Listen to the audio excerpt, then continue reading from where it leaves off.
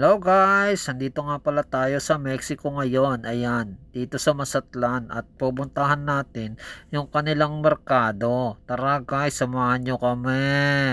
Ayan guys, nakasakay lang kami sa kanilang service at magta-taxi na kami. Ito na guys, nakasakay na kami sa taxi at papunta na kami sa wet market.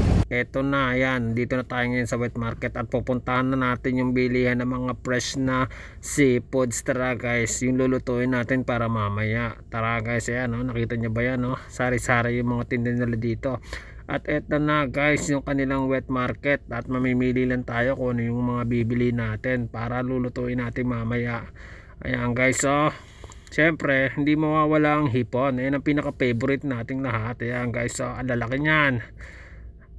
Ayan dyan, at nagkakatawaran pa ang mga tropa. Hindi nila malaman kung ano yung pipiliin naming hipon. Ayan guys, at lilipat muna kami dito sa kabilang stall para mag check kung magkano ang presyo.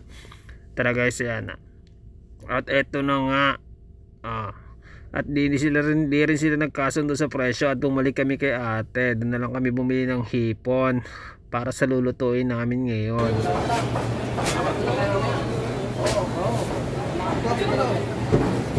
Ano ka nito? Dalawa nito, isa nito.